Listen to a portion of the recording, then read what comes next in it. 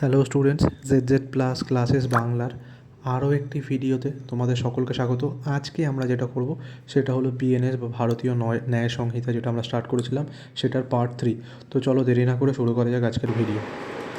তোমার crime against women and children, women এবং চিলড্রেনদের বিরুদ্ধে যদি অপরাধ করা হয় তার জন্য কিন্তু একটা পুরো আলাদা চ্যাপ্টার আনা হয়েছে তোমার বিএনএসে। ক্রাইম অ্যাগেন্স্ট ওমেন অ্যান্ড চিলড্রেনের জন্য কিন্তু চ্যাপ্টার 5 এটা পুরো ডেডিকেট করা হয়েছে ওমেন অ্যান্ড চিলড্রেনদের জন্য, যেখানে সেকশন 33 থেকে 99 এতগুলো ধারা রয়েছে। সেকশন 33 থেকে 99 অবধি এতগুলো ধারা কিন্তু ওমেন এবং চিলড্রেনদের যে ক্রাইম হচ্ছে তার জন্য আনা হয়েছে।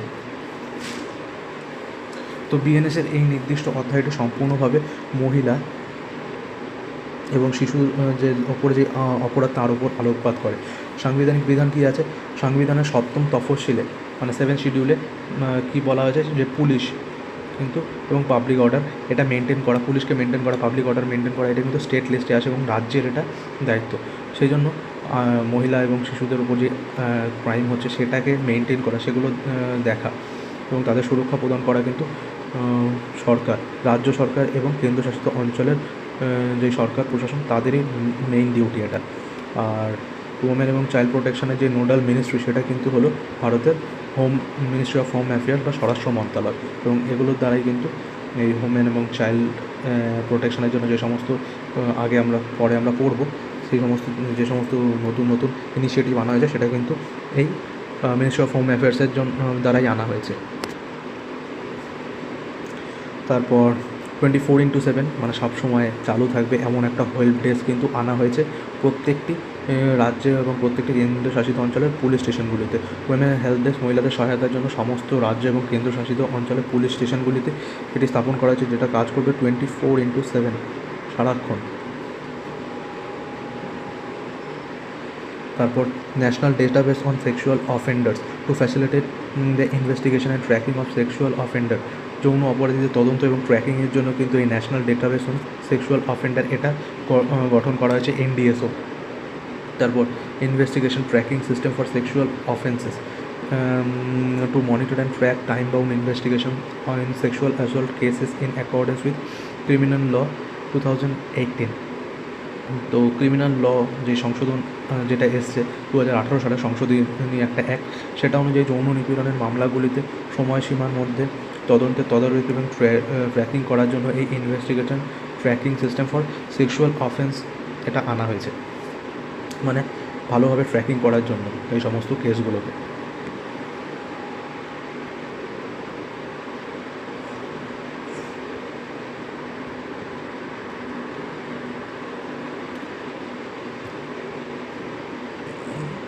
তারপর একটা জিনিস, ধারা 69 নম্বর সেকশানে কী বলা আছে? প্রতারণামূলক যৌন সম্পর্ক, ছদ্মবেশ বা প্রতারণার মাধ্যমে যৌন সম্পর্ক স্থাপন করলে এই ধারায় শাস্তি দেওয়া হয়, এবং এখানে কিন্তু 4টি পয়েন্ট অ্যাড করা হয়েছে।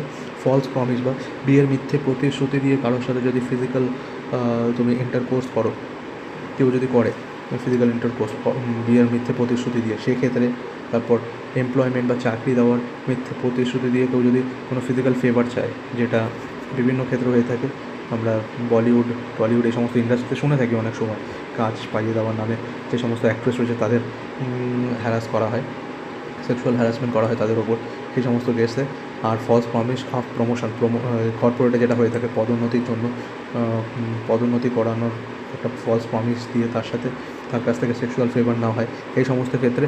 আর কনসিলমেন্ট অফ আইডেন্টিটি অনেক ক্ষেত্রে হয়ে যায়, তুমি যে কমিউনিটি থেকে বিলং করো সেটা তুমি হাইড করে কারোর সাথে, মানে তুমি যেখান থেকে বিলং করো তোমার যেই সমস্ত পরিচয় রয়েছে সেটা তুমি গোপন করে অন্য কোনো পরিচয় নিয়ে, ফেক একটা পরিচয় নিয়ে কোনো মেয়ের সাথে তুমি সেক্সুয়াল রিলেশনশিপ রাখলে, কিন্তু তোমার সেই মেয়ে তো জানতে পেরে গেল, তো সেক্ষেত্রে কিন্তু ধারা 69-এর আন্ডারে তার বিচার হবে বা তার যে সমস্ত পানিশমেন্ট সেগুলো দেওয়া হবে। তো এই 4টে পয়েন্ট মনে রাখবে: false promise of marriage, false promise of employment, false promise of promotion আর কনসিলমেন্ট অফ আইডেন্টিটি। এগুলোর উপর ভিত্তি করে কেউ যদি কারোর কাছ থেকে সেক্সুয়াল ফেভার নেয় তাহলে সেকশন 49-এর আন্ডারে তার বিচার চলবে। তারপর নির্ভয়া তহবিল বা নির্ভয়া ফান্ডিংয়ে চণ্ডীগড়ে কিন্তু একটা CFSL নামক একটা ল্যাবরেটরি চালু করা হয়েছে, যেটার নাম হলো সেন্ট্রাল ফরেন্সিক সায়েন্স ল্যাবরেটরি। এখানে আধুনিক ডিএনএ বিশ্লেষণ এবং ইউনিট স্থাপন করা হয়েছে। এই সমস্ত যে সমস্ত রেপ কেস আছে সেগুলোর ইনভেস্টিগেশনের জন্য, বায়োলজিক্যাল ফরেন্সিক ইনভেস্টিগেশনের জন্য। সেটা মনে রাখবে। নির্ভয়া তহবিল, নির্ভয়া কেস সম্পর্কে জানো, তার জন্য একটা তহবিল বা ফান্ড অ্যারেঞ্জ করা হয়েছিল অনেক আগে। তো সেই ফান্ডের ফান্ডিংয়েই কিন্তু চণ্ডীগড়ে এই সিএফএসএল যে ল্যাবরেটরি সেটা কিন্তু সেটা স্থাপন করা হয়েছে। এভিডেন্স টাইমলাইন, একটা নতুন কিট SAECK কিট ব্যবহার করা হচ্ছে সেক্সুয়াল অ্যাসল্ট এভিডেন্সের জন্য। আর এই কিটের নাম হলো sexual assault evidence collection kit is used a victim's rape statement, allows audio video recording and the medical report in a rape case must be submitted within 7 days. তো SAECK যেই kit সেটা rape কেসের যেই সমস্ত investigation তার জন্য কিন্তু use করা হচ্ছে এই SAECK কিট। আর যে ভিকটিম রয়েছে তার জবানবন্দির জন্য অডিও ভিডিও রেকর্ডিং করার অনুমতি রয়েছে এবং ধর্ষণের মামলার মেডিকেল রিপোর্ট কিন্তু 7 দিনের মধ্যে জমা দিতে হবে। এটা খুব স্ট্রিক্টলি কিন্তু আনা হয়েছে এই সমস্ত জিনিসগুলো। মেডিকেল রিপোর্ট কোনো অভিযুক্ত মানে তোমার ভিকটিম যে রয়েছে তার সাথে যেই কেস হয়েছে তার 7 দিনের মধ্যে কিন্তু, এবং সে যে এফআইআর করেছে সেই এফআইআর হওয়ার 7 দিনের মধ্যে কিন্তু তার সমস্ত যেই মেডিকেল চেক আপ বা মেডিকেল রিপোর্ট সেটা কিন্তু 7 দিনের মধ্যে সাবমিট করতে হবে।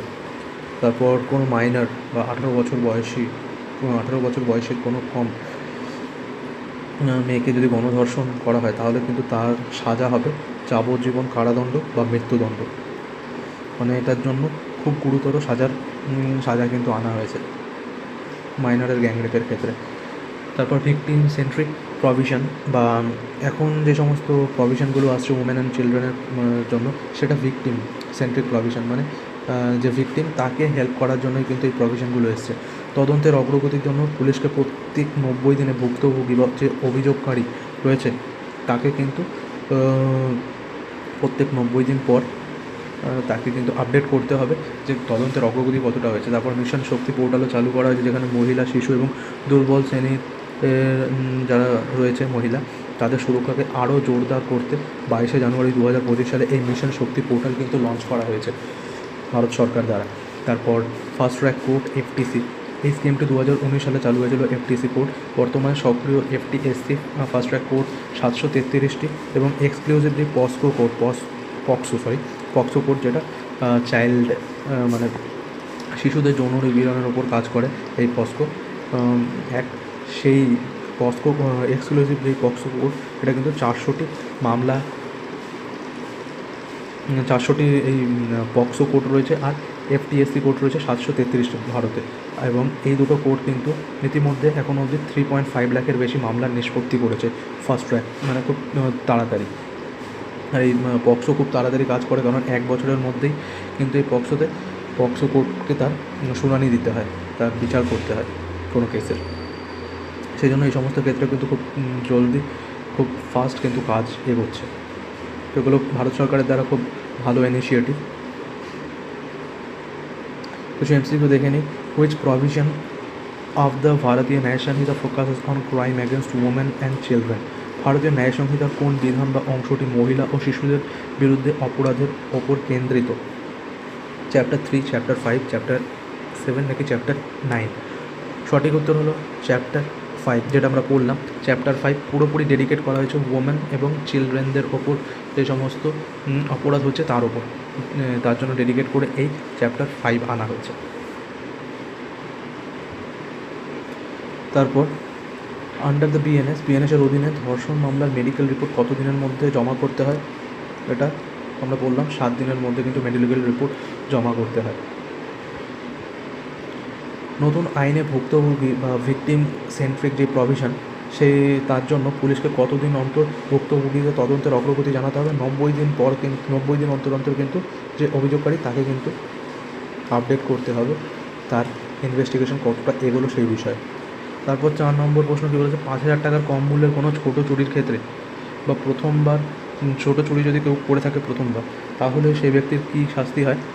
1 year imprisonment, rigorous imprisonment, community service নাকি হেভি ফিনান্সিয়াল ফাইন অনলি। তো দেখো 5,000 টাকার থেকে কম মূল্যের কোনো চুরি যদি কেউ করে থাকে এবং সেটা যদি রিটার্ন করে দিয়ে থাকে সে, আর সে যদি প্রথমবার চুরি করে থাকে, তাহলে কিন্তু তাকে সেরকম বড় কোনো সাজা দেওয়া হবে না, তাকে কমিউনিটি সার্ভিস করতে বলা হবে। কমিউনিটি সার্ভিস যেটা বললাম, কোনো সরকারি প্রতিষ্ঠানে কিন্তু কাজ করতে হবে, সেক্ষেত্রে পারিশ্রমিক পাবে না সে। আর এটা US থেকে নেওয়া হয়েছে। আর কিন্তু যদি সে রিপিট করে তাহলে কিন্তু তাকে 1 বছর থেকে 5 বছর অবধি তার জেল হতে পারে, একই চুরি যদি সে বারবার রিপিট করে। ধরো প্রথমবার 5,000 টাকার কোনো কম মূল্যের জিনিস চুরি করলো, সে ছাড়া পেয়ে গেল, ছাড়া পেলো না, কমিউনিটি সার্ভিস দিয়ে তাকে মাফ করে দেওয়া হলো, তারপর সে আবার সেই ক্রাইম কিন্তু সে কমিট করলো, তাহলে কিন্তু সেক্ষেত্রেই তাকে আর কমিউনিটি সার্ভিস করানো হবে না, তাকে কিন্তু 1 বছরের থেকে 5 বছর অবধি তার জেল হতে পারে। সেটা হচ্ছে ব্যাপার। নেক্সট কোয়েশ্চেন কী বলেছে, সেকশন 69-এর আন্ডারে 69 নম্বর যে ধারাটি, সেটি নিচের কোন প্রতারণামূলক উপায়ে যৌন সম্পর্ক স্থাপনের শাস্তির সাথে সম্পর্কিত। যেটা বলেছিলাম 69-এর আন্ডারে 4টি পয়েন্ট বলা হয়েছে। এই 4টি পয়েন্টের মধ্যে এটা ছিল false promise of marriage, false promise of employment or promotion, concealment of identity, আর একটা কি ছিল ফলস প্রমিস অফ এমপ্লয়মেন্ট। এই 4টে ক্ষেত্রে যদি তুমি প্রতিশ্রুতি দেখিয়ে কেউ যদি কোনো মহিলার কাছ থেকে সেক্সুয়াল ফেভার নেয়, তাহলে কিন্তু সেটা অপরাধ হিসাবে গণ্য করা হবে ধারা 69-এর আন্ডারে। তো এখানে সঠিক উত্তর হবে অল অফ দি অ্যাবভ। সঠিক উত্তর হবে অল অফ দি অ্যাবভ। তারপর MTP অ্যাক্ট আর কি গর্ভপাত সংক্রান্ত আইনের সাথে যুক্ত, যেটাকে সংশোধন করা হয়েছে যেটা সংশোধন করা হয়েছে রিসেন্টলি, ঠিক আছে। তো আমরা জানি ভারতবর্ষে কিন্তু অ্যাবর্শন বা গর্ভপাত সম্পূর্ণরূপে বেআইনি, কিন্তু কিছু কিছু ক্ষেত্রে, যেমন কোনো মহিলা যদি ধর্ষণ হয়ে যায়, তাহলে সেক্ষেত্রে কনসিভ হয়ে তার বেবি কনসিভ হয়ে থাকে এবং সে যদি তার বেবিকে রাখতে চায়, সে রাখতে পারে, যদি না চায় তাহলে কিন্তু সে অ্যাবর্শন করাতে পারে। তারপর কোনো নাবালিকা যদি কনসিভ করে থাকে, গর্ভবতী হয়ে থাকে, তাহলে সে বা কোনো ক্ষেত্রে যদি ভ্রূণের কোনো অস্বাভাবিক মেডিকেল কন্ডিশন থাকে, মানে সেই বাচ্চা যদি জন্ম নেয়, তাহলে কিন্তু তার মেডিকেল কন্ডিশন খুব ভালো থাকবে, মানে অস্বাভাবিকভাবে থাকবে, যেমন ডাউন সিনড্রোম বগেরা থাকে না, বা সে ভূমিষ্ঠ হওয়ার পর বা জন্মানোর পর বেশি দিন বাঁচতে পারবে না, সেই সমস্ত ক্ষেত্রে স্পেশাল কেসে কিন্তু গর্ভপাত করানো যায়। তো আগে এই সমস্ত স্পেশাল কেসে গর্ভপাত বা অ্যাবর্শনের ম্যাক্সিমাম যেই লিমিট ছিল, সেটা ছিল 20 সপ্তাহ, 20 উইকস অফ প্রেগনেন্সি। তো এখন সেই উচ্চসীমা ম্যাক্সিমাম টাইমলাইনটাকে বাড়িয়ে 20 সপ্তাহ থেকে 24 সপ্তাহ করা হয়েছে, ঠিক আছে। এটা মনে রাখবে, 24 সপ্তাহের এই সময়সীমাটি বিশেষ কিছু শ্রেণীর মহিলাদের জন্য প্রযোজ্য, যেমন ধর্ষিতা, নাবালিকা এবং ভ্রূণের গুরুতর অস্বাভাবিকতা রয়েছে, মেডিকেল কন্ডিশন খারাপ রয়েছে, সে সমস্ত ক্ষেত্রে। তো ভ্রূণেরও গুরুতর অস্বাভাবিকতা রয়েছে, এমন ক্ষেত্রে কিন্তু মেডিকেল বোর্ডের অনুমতি সাপেক্ষে এই গর্ভাবস্থার যে কোনো পর্যায়ে গর্ভপাতের অনুমতি দেওয়া যেতে পারে। মানে যদি গুরুতর অস্বাভাবিকতা রয়েছে ভ্রূণের, তাহলে কিন্তু যে কোনো সময়, সেটা 24 সপ্তাহে যে ম্যান্ডেটরি সেটা নয়, যে কোনো সময় করা যেতে পারে গর্ভপাত। তো সুপ্রিম কোর্ট একটা ল্যান্ডমার্ক একটা রায় দিয়েছে। ব্যাপার কী হয়েছে, মাদ্রাজ হাইকোর্টে একজন স্কুল শিক্ষিকা গিয়েছিল তার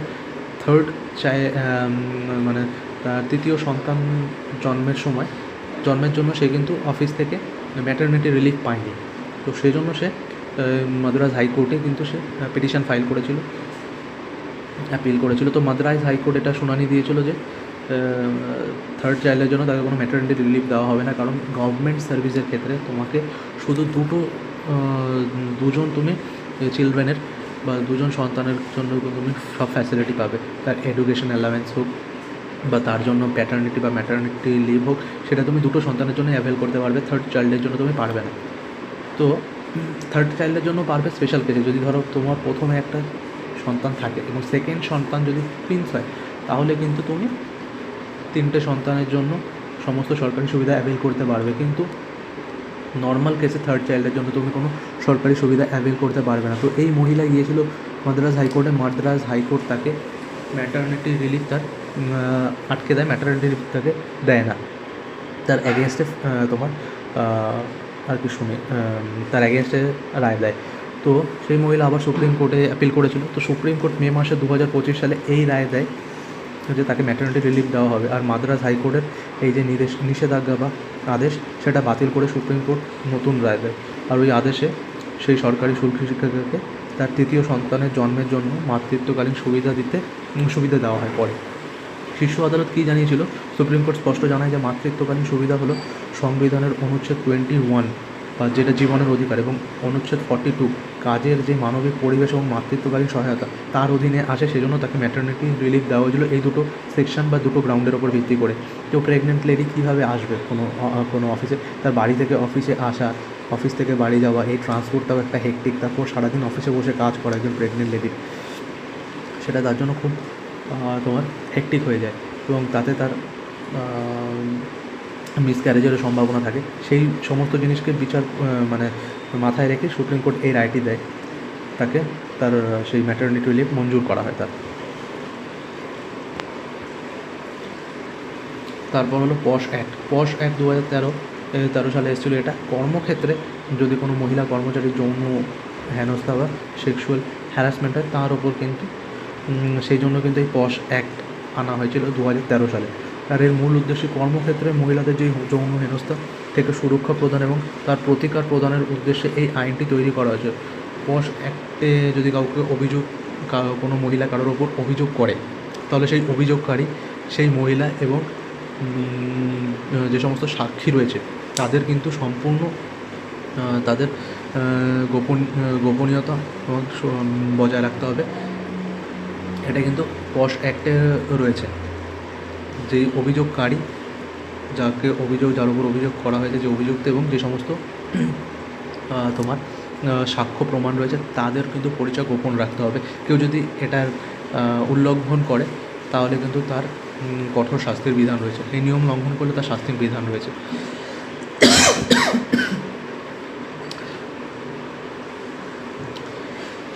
এবার কিছু কোয়েশ্চেন দেখে নিই আমরা। নিচের কোন বিবৃতিটি পশ অ্যাক্ট 2013 বিধানগুলিকে সঠিকভাবে বর্ণনা করে? The POSH act 2013 is design to prevent child marriage in India? না, চাইল্ড ম্যারেজের জন্য অন্য অ্যাক্ট রয়েছে। POSH act 2013 provides protection against sexual harassment of women at the work place. একদম সঠিক উত্তর অপশান বি। ওয়ার্ক প্লেসে সেক্সুয়াল হ্যারাসমেন্ট প্রিভেন্ট করার জন্যই কিন্তু এই পশ অ্যাক্ট আনা হয়েছিল 2013 সালে। তারপর দেখো যেটা আমরা করলাম এইমাত্র, মে মাসে 2025 সালের মে মাসে সুপ্রিম কোর্ট কোন হাইকোর্টের আদেশটি বাতিল করে যেখানে একজন সরকারি স্কুল শিক্ষিকাকে তার তৃতীয় সন্তানের জন্য মাতৃত্বকালীন ছুটি দিতে অস্বীকার করা হয়েছিল? সেটা হচ্ছে মাদ্রাজ হাইকোর্টের যেই রায় সেটাকে কিন্তু খারিজ করে দিয়েছিল সুপ্রিম কোর্ট। কোয়েশ্চেন নাম্বার 3 কি বলেছে? Under sexual harassment of women at work place posh act 2013, which of the following statement correctly defines a procedural safeguard designed to balance confidentiality, neutral justice and victim protection? মানে এই পশ অ্যাক্টে যেটা বললাম গোপনীয়তা maintain করা হবে, সেই গোপনীয়তা প্রাকৃতিক ন্যায় বিচার এবং ভুক্তভোগী যে অ্যাকিউজ তার সুরক্ষার মধ্যে ভারসাম্য বজায় রাখার জন্য কোন প্রক্রিয়াগত সুরক্ষা কবচটি সঠিক? The Act mandates that proceeding of internal committee must be conducted in an open hearing format to ensure transparency. মানে এখানে কী বলেছে? ওপেন হিয়ারিং মানে সবার সামনে খোলাখুলিভাবে বিচার করা হবে? অবশ্যই না। দেখো পশ অ্যাক্টের সময় কিন্তু পশ অ্যাক্টের আন্ডারে বিচার করার জন্য একটা ইন্টারনাল কমিটি থাকে সমস্ত ওয়ার্ক প্লেসে। সেই কমিটিতে কিন্তু শুধু ওমেনরাই থাকে, একটা ওমেন সেন্ট্রিক একটা কমিটি থাকে, তারা কিন্তু এই ক্ষেত্রে বিচার করে থাকে। তো এখানে বলা হয়েছে যে এই যে বিচার হবে, হিয়ারিং হবে, এটা সর্বসম্মতিতে করা হবে, খোলাখুলি করা হবে না, এখানে কিন্তু গোপনীয়তা মেনটেন করা হবে। তারপর বলেছে the act allows penal action against the aggrieved women if the complain is not substantiated regardless for intent. অভিযোগ প্রমাণিত না হলে উদ্দেশ্য যাই হোক না কেন অভিযোগকারী মহিলার বিরুদ্ধে শাস্তিমূলক অনুমতি দেয় এই আইন। মানে ধরো যার ওপর সে মহিলা অভিযোগ করলো, সে আর কি দোষী সাব্যস্ত হলো না, তাহলে সেই মহিলার ওপর বিচার হবে, এরকম কোনো ব্যাপার কিন্তু পশ অ্যাক্টে নেই। The act requires that the identity of aggrieved women respond and witness be kept confidential and any breach attracts penalties under the act. আইন অনুযায়ী ভুক্তভোগী মহিলা, যে ভুক্তভোগী মহিলা ভিকটিম ফিমেল, অভিযুক্ত এবং সাক্ষী, যে সমস্ত সাক্ষ্য প্রমাণ রয়েছে, সাক্ষী রয়েছে, তাদের পরিচয় গোপন রাখতে এবং তার লঙ্ঘন করলে শাস্তির বিধান থাকবে। অপশান সি হচ্ছে গিয়ে সঠিক উত্তর, একদম সঠিক উত্তর। তো এটা হচ্ছে গিয়ে কোয়েশ্চেন নাম্বার 3, অপশান 3 হলো সঠিক উত্তর। নেক্সট প্রশ্ন, সুপ্রিম কোর্টের রায় অনুযায়ী মাতৃত্বকালীন সুবিধা ভারতীয় সংবিধানের কোন অনুচ্ছেদগুলোর অধীনে একটি শর্তহীন সাংবিধানিক অধিকার হিসাবে স্বীকৃত? সুপ্রিম কোর্ট যেটার গ্রাউন্ডে সেই রায়টি দিয়েছিল এবং মাদ্রাস কোর্টের রায়টিকে খারিজ করেছিল অনুচ্ছেদ 21 এবং অনুচ্ছেদ 42, আর্টিকেল 21 এবং আর্টিকেল 42 এর আন্ডারে মাতৃত্বকালীন সুবিধা ম্যাটারনিটি লিভ, কিন্তু ম্যাটারনিটি লিভ এটা কিন্তু একটি সাংবিধানিক শর্তহীন সাংবিধানিক অধিকার।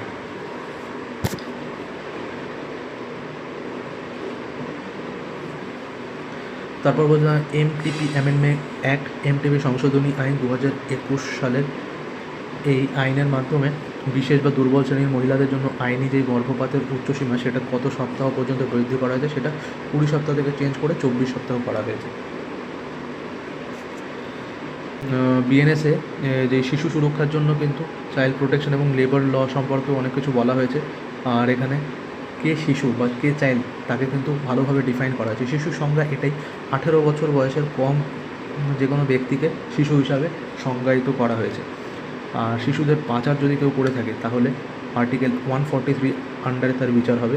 আর শিশু পাচারের ক্ষেত্রে ন্যূনতম শাস্তি 10 বছরের সশ্রম কারাদণ্ড, রিগরাস ইমপ্রিজনমেন্ট, মানে কারাদণ্ড, জেলের ভেতর গিয়ে কিন্তু তাকে সশ্রম কাজ করতে হবে, যা যাবজ্জীবন কারাদণ্ড পর্যন্ত হতে পারে এবং সাথে জরিমানাও হবে। এবং ভিক্ষাবৃত্তিকে স্পষ্টভাবে শোষণের অন্তর্ভুক্ত করা হয়েছে, এক্সটর্শন বা শোষণের অন্তর্ভুক্ত করা হয়েছে। বা তোমরা দেখো না স্টেশনে বা কোনো স্টেশনের দিকে, মেনলি স্টেশনেই হয় এটা, ছোটো ছোটো বাচ্চাদের দিয়ে বেগারি বা ভিক্ষাবৃত্তি করানো হয়, সেটাকে কিন্তু শোষণের এক্সটর্শনের অন্তর্ভুক্ত করা হয়েছে এখন। পাচার হওয়া শিশুর যদি যৌন শোষণ হয়ে থাকে তাহলে কিন্তু আর্টিকেল 144(1)(a) ক্লজ 1-এ এটা সম্পর্কে বলা রয়েছে। পাচার হওয়া শিশুর যৌন শোষণ যদি কেউ করে থাকে তাহলে সেক্ষেত্রে কিন্তু ন্যূনতম 5 বছরের সশ্রম কারাদণ্ড হবে, যা 10 বছর পর্যন্ত হতে পারে এবং তার সাথে জরিমানাও হবে। শিশুদের পতিতাবৃত্তি অনেক সময় হয় না, শিশুদের পাচার করে রেড লাইট এরিয়ায় বিক্রি করে দেওয়া হয়, তাদের দিয়ে প্রস্টিটিউশন করানো হয়। সেই সমস্ত ক্ষেত্রে কিন্তু শিশু পতিতাবৃত্তির ক্ষেত্রে সাজার মেয়াদ বাড়িয়ে, আগে যেটার জন্য 10 বছর ছিল সাজা, এখন সেটা 14 বছর করা হয়েছে, 10 বছর থেকে বাড়িয়ে। অপরাধের জন্য যদি কোনো শিশু নিয়োগ করা হয়, অনেক সময় ক্রিমিনালরা কী করে, অপরাধ করার জন্য কাউকে কোনো ক্রাইম করার জন্য শিশুদের ইউজ করে, যেহেতু কোনো বাচ্চা যদি ক্রাইম করে থাকে তাহলে তার জন্য অত সিভিয়ার পানিশমেন্ট নেই, তাদের জন্য আলাদা কোর্ট রয়েছে, আলাদা জেল রয়েছে। তো সেই জন্য অনেক সময় ক্রিমিনালরা শিশুদের নিয়োগ করে ক্রাইম করার জন্য। তো কোনো শিশুকে যদি অপরাধমূলক কাজে নিয়োজিত বা ব্যবহার করা হয় তাহলে একটা নতুন আইন হিসাবে, নতুন অপরাধ হিসাবে কিন্তু এটা গণ্য করা হয়েছে বিএনএসে। তারপর 14 বছর বয়সের কম কোনো শিশুকে কিন্তু কোনো কর্মসংস্থানে কোনো জায়গায় কাজ করানো সম্পূর্ণ নিষিদ্ধ। একমাত্র ব্যতিক্রম হলো কোনো শিশু যদি স্কুলের মানে তার স্কুল টাইমের পরে যদি সে তার বাবা বা মাকে হেল্প করার জন্য তাদের কোনো ফ্যামিলি বিজনেস রয়েছে, কোনো গ্রসারি শপ রয়েছে বা কোনো ধরনের শপ রয়েছে, সেখানে গিয়ে যদি সে কাজ করে তাহলে সেটাকে কিন্তু বেআইনি হিসাবে গণ্য করা হবে না। আর কেমিক্যাল প্ল্যান্ট, যে সমস্ত হ্যাজার্ডাস প্ল্যান্ট রয়েছে, কেমিক্যাল প্ল্যান্ট বা বাজির কারখানার মতো ঝুঁকিপূর্ণ জায়গায় কিন্তু শিশুদের বা বাচ্চাদের কাজ করানো সম্পূর্ণ বেআইনি। তারপর 14 থেকে 18 বছরের যে কিশোর বা কিশোরী, অ্যাডোলেসেন্স যাদের বলা হয়, তারা কোনো মাইনিং সেক্টরে বা দাহ্য পদার্থের ইউনিট, কম্বাস্টেবল গ্যাস যেখানে ইউজ হয় সেই সমস্ত ইউনিট, বা হ্যাজার্ডাস যে সমস্ত ইউনিট, একটা তালিকা লিস্ট দেওয়া রয়েছে, সেই সমস্ত হ্যাজার্ডাস জায়গায় কিন্তু তারা ঝুঁকিপূর্ণ কাজ যেগুলো রয়েছে সেগুলো কিন্তু তারা সেই সমস্ত জায়গায় কিন্তু তারা নিযুক্ত হতে পারবে না কাজ করার জন্য। তো এটা সম্পূর্ণভাবে বেআইনি, ঠিক আছে? মনে রাখবে, হ্যাজার্ডাস যে সমস্ত জায়গা রয়েছে, যেমন মাইনিং সাইট, তারপর কম্বাস্টেবল গ্যাসের প্ল্যান্ট, এই সমস্ত জায়গায় কিন্তু 14 থেকে 18 বছর বয়সী কোনো শিশুকে কাজ করানো যাবে না সেই সমস্ত জায়গায়। নেক্সট সংবিধান অনুচ্ছেদ 42, যেটা একটা ডিপিএসপির একটি আর্টিকেল 42। এটা নির্দেশ দেয় রাষ্ট্রকে কাজের জন্য ন্যায্য এবং মানবিক পরিবেশ নিশ্চিন্ত করতে হবে এবং মাতৃত্বকালীন সহায়তা প্রদান করতে হবে। তারপর বাল্যবিবাহ নিষেধের জন্য একটা আইন রয়েছে, সেটা হলো পিসিএমএ অ্যাক্ট। এটা 2006 সালে এসেছিলো। 2006 সালে সংসদ দ্বারা পাস হয়েছিল এই পিসিএমএ অ্যাক্ট। এই আইনটি বিবাহের জন্য বর্তমান যে আইনি বয়স, মানে বিবাহের জন্য এলিজিবল হবে কোনো মেয়ে যদি 18 বছর পেরিয়ে যায় এবং কোনো ছেলে যদি 21 বছরের ঊর্ধ্বে 21 বছর পেরিয়ে যায়, তাহলেই কিন্তু তারা ম্যারেজের জন্য এলিজিবল হবে। এটা বলা রয়েছে পিসিএমএ অ্যাক্টে। তারপর হলো পক্সো অ্যাক্ট। পক্সো মামলার সময়সীমা কিন্তু বেঁধে দেওয়া আছে। পক্সো মামলায় কী হয়, পক্সো মেইনলি কোনো শিশুদের ওপর যদি কোনো সেক্সুয়াল হ্যারাসমেন্ট বা সেক্সুয়াল যৌন নির্যাতন করা হয়, তাহলে সেটা পক্সো কেসের আন্ডারে আসে। এই পক্সো আইনের বিশেষ এক ধরনের আদালত রয়েছে। সেই আদালতের কাঠামো অনুযায়ী কোনো শিশুর ওপর যদি যৌন নির্যাতন হয়, সেই মামলা শুনানি বা ট্রায়াল অপরাধীটি আদালতে যখন আনুষ্ঠানিকভাবে পেশ হবে, কগনিজেন্স হবে, সেই তারিখ থেকে সর্বোচ্চ 1 বছরের মধ্যে শেষ হওয়া উচিত। ঠিক আছে। পক্সো আদালতে তাহলে কী হয়, পক্সো আদালতে কোনো ক্রাইম যদি সংঘটিত হয়, সেটা কোর্টে যখন পেশ হয়, সেই পেশ হওয়ার তারিখ থেকে 1 বছরের মধ্যে স্ট্রিক্টলি সেই মামলা শুনানি হতে হবে, সেই মামলার বিচার হতে হবে, এরকম বলা আছে পক্সো বিচার ব্যবস্থার কাঠামোতে। এবার কিছু এমসিকিউ দেখে নিই আমরা। বা Bharatiya Nyaya Sanhita 2023 defines a child as person below which age. কত বছর বয়সের কম ব্যক্তিকে শিশু হিসাবে গণ্য করা হবে? 18 বছর বয়সের কম ব্যক্তিকে। তারপর বাল্যবিবাহ নিষেধ আইন, যেটা পিসিএমএ অ্যাক্ট, যা বিবাহের বর্তমান আইনি বয়স নির্ধারণ করে, তা কোন বছর পাস হয়? এইমাত্র দেখলাম আমি 2006 সালে পাস হয় কিন্তু পিসিএমএ অ্যাক্ট। তারপর কোয়েশ্চেন নাম্বার 3 কী বলেছে, what is the maximum time limit for completing the trial of a case under POCSO act. POCSO act অনুযায়ী বিচার বা শুনানি প্রক্রিয়া সম্পন্ন করার জন্য সর্বোচ্চ কত দিনের সময়সীমা নির্ধারিত করা হয়েছে? সর্বোচ্চ 1 বছরের মধ্যে কিন্তু শুনানি করতে হবে। Under the Child Labour Amendment Act 2016, an adolescent is defined as a person between which age group who is prohibited from hazardous occupation. Hazardous occupation join করতে মানে কাজ করতে পারবে না, হ্যাজার্ডাস প্ল্যান্টে, হ্যাজার্ডাস জায়গায়। সেটা কত বছর বয়সের কিশোর কিশোরীদের জন্য এই তোমার আইনটি লাগু হবে? যেটা আমরা পড়লাম, 14 বছর থেকে 18 বছর বয়সে এই এজ গ্রুপের যে সমস্ত কিশোর কিশোরী রয়েছে, তারা কিন্তু হ্যাজার্ডাস জায়গায় বা হ্যাজার্ডাস অকুপেশন তারা গ্রহণ করতে পারবে না, সেটা সম্পূর্ণ বেআইনি। তারপর কি বলেছে, which section of the Bharatiya Nyaya Sanhita explicitly deals with child trafficking and includes beggary under exploitation. Bharatiya Nyaya সংহিতার কোন ধারাটি নির্দিষ্টভাবে শিশু পাচারের সাথে সম্পর্কিত এবং শোষণের অধীনে ভিক্ষাবৃত্তিকে অন্তর্ভুক্ত করে? সঠিক উত্তর হবে সেকশন 143। তারপর বিএনএসের অধীনে মব লিঞ্চিং বা গণপিটুনিকেও কিন্তু নতুনভাবে অ্যাড করা হয়েছে। আগে কী হতো, গণপিটুনিকে কিন্তু অপরাধ হিসাবে বা গণপিটুনিতে সেরকমভাবে কিন্তু কারোর সাজা হতো না। তো এখন গণপিটুনি যদি কারোর হত্যা হয়ে যায়, তাহলে কিন্তু সেক্ষেত্রে গুরুতর অপরাধ হিসাবে গণ্য করা হবে এবং যারা যারা সেই গণপিটুনিতে যুক্ত ছিল সবাইকে আইডেন্টিফাই করে সবাইকে সাজা দেওয়া হবে। ভারতীয় ন্যায় সংহিতা 2023 যে বিএনএস এসেছে, সেখানে মব লিঞ্চিং এবং স্ন্যাচিং এই দুটি অপরাধকে নতুনভাবে অন্তর্ভুক্ত করা হয়েছে। মব লিঞ্চিং আর স্ন্যাচিং বা ছিনতাই। ধারা 103-এর 2 নম্বর ক্লজে, বিএনএসের ধারা 103 নম্বর ধারা 2 নম্বর ক্লজের অধীনে মব লিঞ্চিংকে সুনির্দিষ্টভাবে যুক্ত করা হয়েছে। যখন 5 বা তার বেশি সংখ্যক ব্যক্তি একত্রিত হয়ে একটা দল বানিয়ে অপরাধ সংঘটিত করে বা কাউকে মারে, তখন সেটাকে মব লিঞ্চিং বলা হয়। পরিচয়ভিত্তিক কারণ, একটি নির্দিষ্ট কিছু পরিচয়ভিত্তিক কারণে, ধরো কেউ অন্য বংশের, অন্য জাতির, অন্য সম্প্রদায়ের বা অন্য লিঙ্গের, বা তার জন্মস্থান আলাদা, সে আলাদা ভাষায় কথা বলে, তার ব্যক্তিগত বিশ্বাস আলাদা, এই জাতীয় ক্ষেত্রে যদি এই সমস্ত ক্ষেত্রের জন্য যদি কারোর ওপর মব লিঞ্চিং করা হয়, কারোর গণপিটুনি করা হয়, তাহলে কিন্তু সেটা অপরাধের দায়রার মধ্যে পড়ে, অপরাধের আওতার মধ্যে পড়ে। তার জন্য কঠোর শাস্তি রয়েছে মব লিঞ্চিংয়ের জন্য। মব লিঞ্চিংয়ের সাজা হলো ন্যূনতম 7 বছরের কারাদণ্ড, যা যাবজ্জীবন কারাদণ্ড বা মৃত্যুদণ্ড পর্যন্ত বৃদ্ধি করা যেতে পারে, এবং তার সাথে রয়েছে বাধ্যতামূলক জরিমানা। আশা করি আজকের ক্লাসটি আপনাদের ভালো লেগেছে এবং অনেক কিছু শিখতে পেরেছেন। If you find this video helpful, please like the video, share it with your friends and subscribe to ZZ Plus classes for more regular educational content. আর হ্যাঁ, আজকের ক্লাসের সম্পূর্ণ PDF নোটটি ডাউনলোড করার জন্য এখনই আমাদের অফিসিয়াল টেলিগ্রাম চ্যানেলে যুক্ত হয়ে যান। লিঙ্ক নিচে ডেসক্রিপশন বক্সে দেওয়া আছে। Thank you so much for watching. Keep learning, keep preparing smart, and see you in the next class.